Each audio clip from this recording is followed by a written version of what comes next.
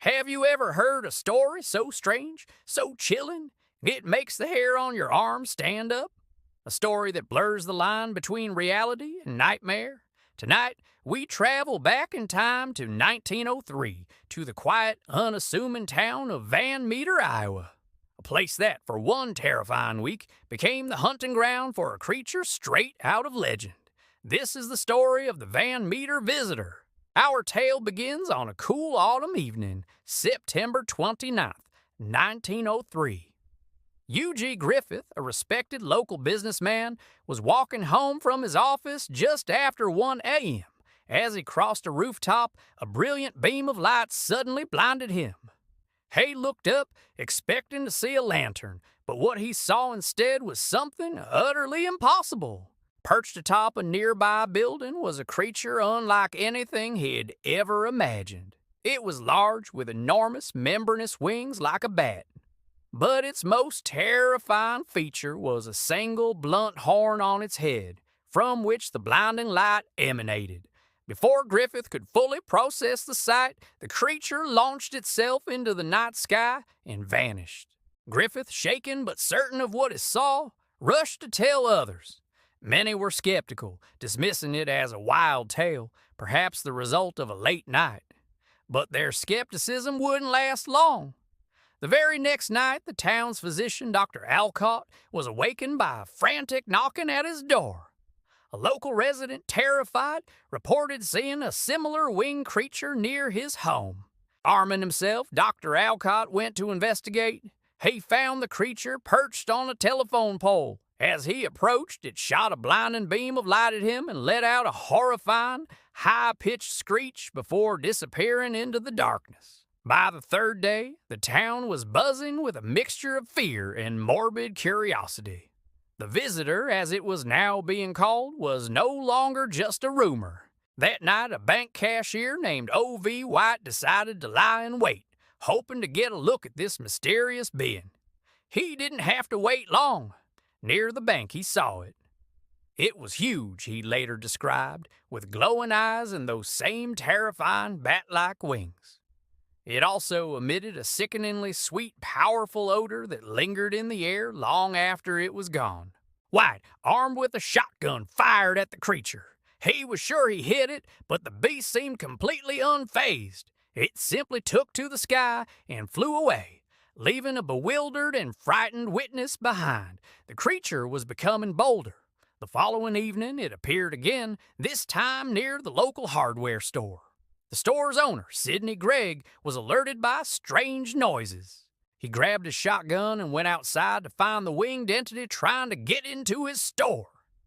He fired, and just like before, the shots had no effect. The creature returned fire not with bullets, but with its blinding light, forcing Gregg to retreat.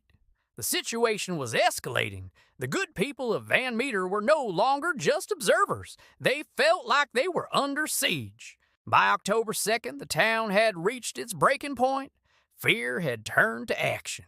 A group of the town's most prominent men, including the bank president and the hardware store owner, decided to confront the menace head-on.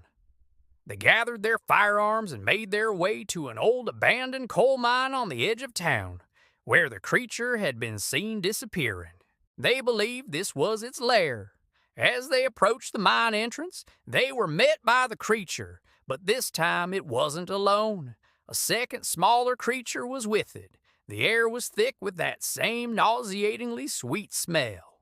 The standoff began. The men opened fire with everything they had. The creatures shrieked and screeched, their cries echoing through the night. They fired back with their powerful beams of light, which were so intense they were almost blinding. For what felt like an eternity, the battle raged. Bullets seemed to have little to no impact on their tough hides. It was a desperate, terrifying struggle between the townsfolk of Van Meter and these otherworldly beings. Then, as suddenly as it began, the creatures retreated. They fled back into the deep, dark shaft of the abandoned coal mine. The men, exhausted but resolute, knew they couldn't let them escape. They had to end this. Working together, they pushed heavy timbers, tools, and anything they could find to seal the entrance of the mine. They blocked it completely, creating a tomb of earth and wood, trapping the creatures deep within the ground. And then, silence.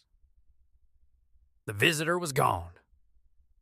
The sighting stopped, the blinding lights vanished, the foul odor dissipated, the week of terror was over. The people of Van Meter tried to return to their normal lives, but the memory of those nights lingered. They had faced something inexplicable, something that defied all logic and reason, and they had won. Or so they thought.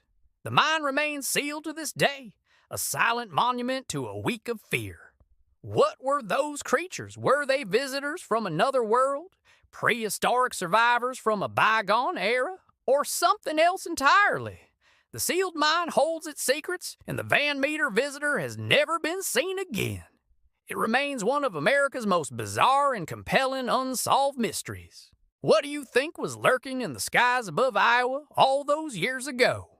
The story of the Van Meter visitor is a fascinating piece of local folklore, a testament to a time when the world felt a little bigger and the dark held mysteries we couldn't yet explain. It reminds us that sometimes the strangest stories are the truest ones. Thanks for joining us on this journey back in time. If you enjoyed this dive into the unknown, please hit that like button and subscribe to our channel for more explorations into the world's greatest mysteries. We'll see you next time.